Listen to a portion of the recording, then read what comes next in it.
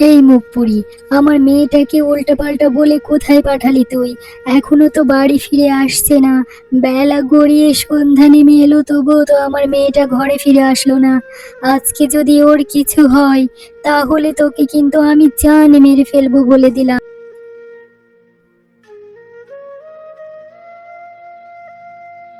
এটা বুঝি আপনার মেয়ে? কি সুন্দর দেখতে, মাশাআল্লাহ। রাস্তা দিয়ে দেখলাম মেয়েটা এদিকেই আসছে। ওকে আমার ভীষণ পছন্দ হয়েছে, তাই ওর পিছু পিছু এ বাড়িতে আসলাম। আপনার মেয়েকে আমি আমার ঘরের বউ করে নিতে চাই। আপনি অমত করবেন না? আপনি ঠিকই ধরেছেন, ও এই বাড়িরই মেয়ে। তবে ও আমার মেয়ে নয়, আমার সতীনের মেয়ে।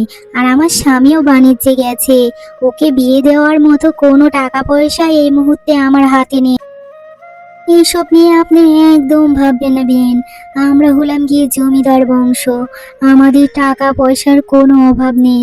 গোলা ভরা ধান, জমিতে ফসল, কোনো কিছুরই অভাব নেই। আমরা শুধু আপনার মেয়েটাকে নেব। যা খরচ হবে আমরাই দিয়ে দিব। তোর সাথে আমি এতদিন অনেক অন্যায় করেছি মা রূপা। তোর কাছে ক্ষমা চাওয়ার মুখ নেই আমার, তবুও আমি তোর কাছে ক্ষমা চাইছি। তুই আমাকে ক্ষমা করে দে মা। আর হ্যাঁ, তুই তো পরের বাড়ি চলেই যাবি। আমি নিজে হাতে রান্না করে তোকে খাওয়াতে চাই। তুই খাবি তো মা? বল না, আমাকে আমার পাপের প্রায়শ্চিত্ত অন্তত করতে দে। এসব তুমি কি বলছো মা? কেন খাবো না? তোমার হাতের রান্না আমি অবশ্যই খাবো। ছোটবেলা থেকে তোমার ভালোবাসা পাওয়ার আমি কত চেষ্টা করেছি। আর আজকে যখন তুমি নিজে হাতে আমাকে রান্না করে খাওয়াতে চাচ্ছ, আমি কি সেখানে কোনো অমত করতে পারি মা? বলো। ঠিক আছে, তুমি রান্না করে নিয়ে আসো। এই নে মা, তোর জন্য আমি বিরিয়ানি রান্না করেছি। খা, মজা করে খা, পেট ভরে খা। হুম, বিরিয়ানি খাবে? জম্মের খাওয়া খাইয়ে দিয়েছি। বিরিয়ানিতে বিষ মিশিয়ে রেখেছিলাম। ও হবে কিনা জমিদারের বউ। তাড়াতাড়ি লাশটাকে নদীতে ফেলে দিয়ে আসি কেউ দেখার আগেই। ও মা গো, কে এটা? মা ভয় পেও না, আমি তোমার মেয়ে সোনাই। আমি অহংকার করেছিলাম, নিজের রূপের গর্ব করেছিলাম। এজন্য পরী আমাকে গরিলা বানিয়ে দিয়েছে।